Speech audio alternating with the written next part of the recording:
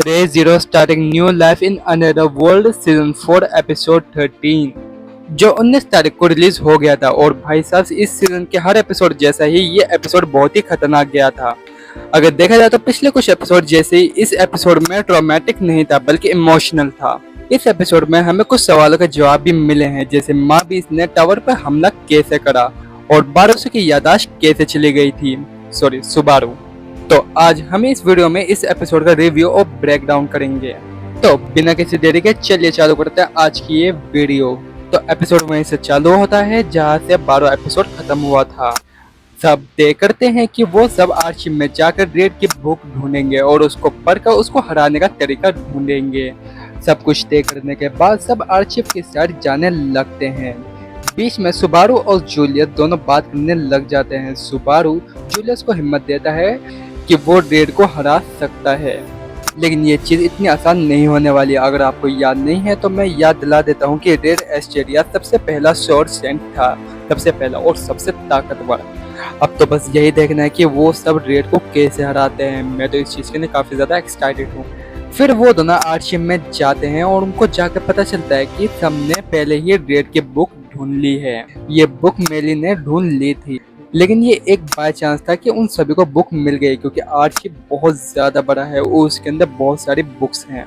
अभी तक उनको भी पता नहीं चला है कि आर्चिव काम कैसे करता है। खैर इसके बाद सब तय करते हैं कि बुक कौन पढ़ेगा, क्योंकि अगर सुबारू जैसे बुक पढ़ने से उनकी भी याददाश्त चली गई तो उनकी टीम काफ़ी ज़्यादा कमज़ोर हो जाएगी।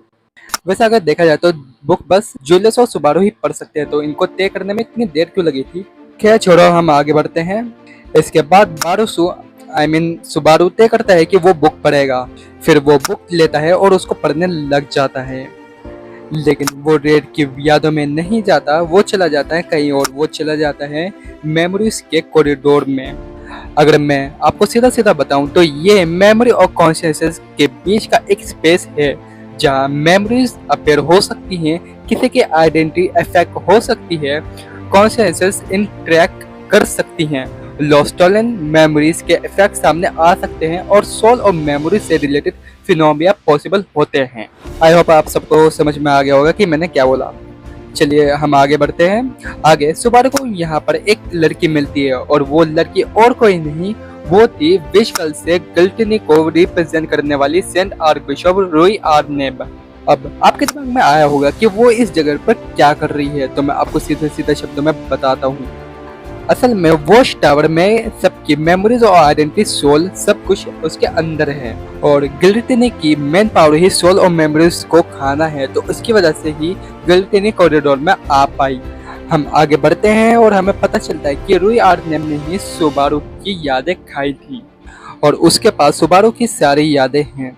सारी नहीं, उसके पास सिर्फ आधी यादें हैं, जबकि सुबारू यहाँ पे आया था इस वर्ल्ड में। और अगर मैं आपको एक चीज बताऊं तो गिल्टिनी जिसको मारकर उसकी सोल खाती है, तो वो उसकी यादें नहीं, उसकी पावर भी अपने अंदर ले जाती है। इसकी वजह से ये तीनों इतने ताकतवर हैं और हर तरीके की पावर से यूज कर सकते हैं। अच्छा है इनके पास बारोसो की पावर नहीं है, वरना कुछ भी हो सकता था। खैर इसके बाद हम आगे बढ़ते हैं तो हम देखते हैं कि माबिस वॉच टावर पे हमला कर रहे हैं।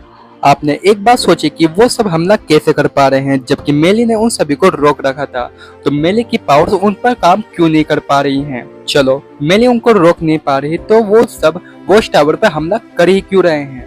वहीं दूसरी तरफ शावला और जूलियस बाहर जाते हैं उन सभी को रोकने के लिए, और भाई सच में शावला वैसे है तो बहुत ज्यादा खतरनाक। दूसरी तरफ राम और एमेलिया दोनों रैम को लेने के लिए चली जाती हैं और उनका वहाँ पे सामना होता है ले बैटन क्वेट से। वो दोनों जैसे तैसे रैम को तो ले जाती हैं, लेकिन अभी भी उनका सामना ले बैटन कोच से है, और ऊपर से अभी तो रॉय एलिफेंट भी बच रहा है, अभी तक वो नहीं दिखाया गया है।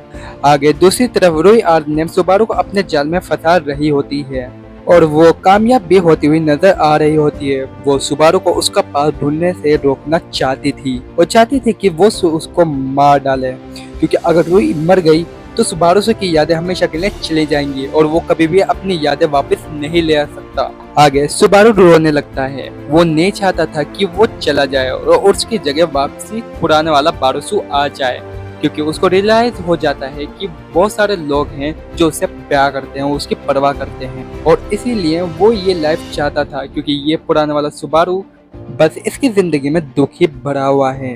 तो वो जब रो रहा था तो उसके सामने कोई आने लगता है और रूई को वो दिखाई नहीं दे रहा होता है। वो उससे पूछती भी है लेकिन सुबारू उसको कुछ जवाब नहीं देता। फिर सुबारू अपने आंसू साफ करता है और वो सामने देखने लग जाता है और वो और कोई नहीं, वो होती है रैम।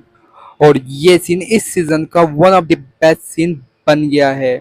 मुझे ये सीन देख के बहुत ज़्यादा खुशी हुई थी क्योंकि हमारा इतने सीजन्स का इंतज़ार ख़त्म हो गया था।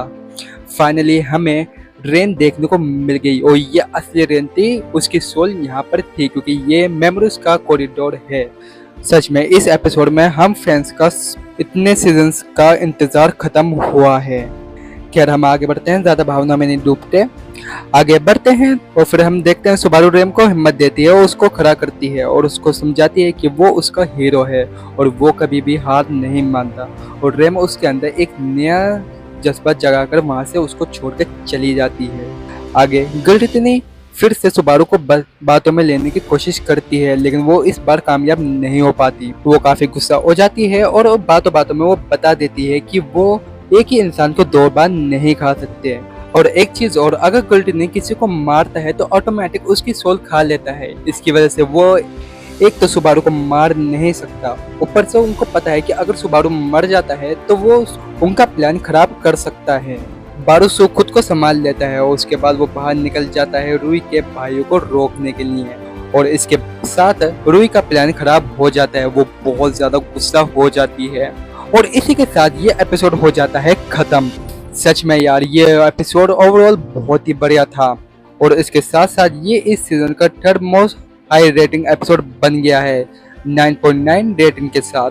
पहले पे वही एपिसोड है एपिसोड 8 जिसमें बारूसु की याददाश्त चली गई थी और दूसरे पे वाला 11वां एपिसोड है।